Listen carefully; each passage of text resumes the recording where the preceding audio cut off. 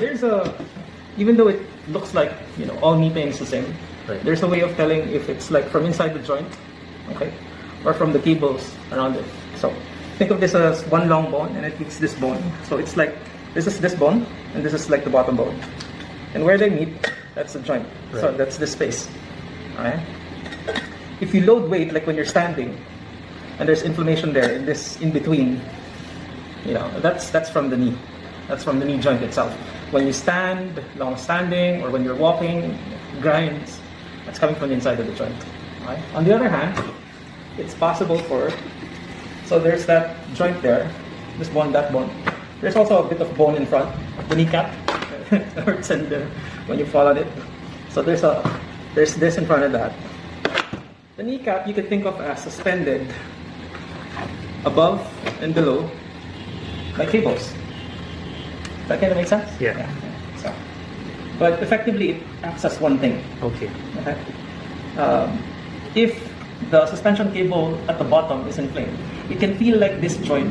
It's the same kind of pain like when Right. you're lying down. Right. Okay?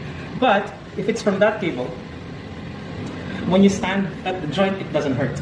Okay. But when against a wall like this, when Right. you push, what happens is this pulls at that cable. Mhm. Yeah. And it hurts there. So forced extension, Right. resisted extension, you're trying to stretch this out, that hurts here. Although see. it can feel like, the same kind of knee pain. Right. This simple test can tell you, is it the more worrisome inside the joint, Mhm. or is it an easier to solve tendon problem? Right. Yeah. And this simple thing can tell you. If pushing against the wall like this hurts, chances are it's more of a tendon thing. Right. Less worrisome, more easily treatable. Okay. More worrisome but also treatable inside of the joint, that one will hurt when you stand. Right. Because it's a weight loading thing through time. I see. So also, if you use that as a mechanism, like the heavier the person is, okay, and the more they use it. So military folks, like at 40 in your army, your US Army, okay, infantry, at 40 you have the bones of an 8-year-old man. I see. If you've been on the ground, Mhm. moving, okay. Less of an issue for other services, but also the Marines, they overuse it. So military man, okay, so it's an overuse through time. Same issue, even if you're younger, if you're like super overweight. Because it's a weight through time thing.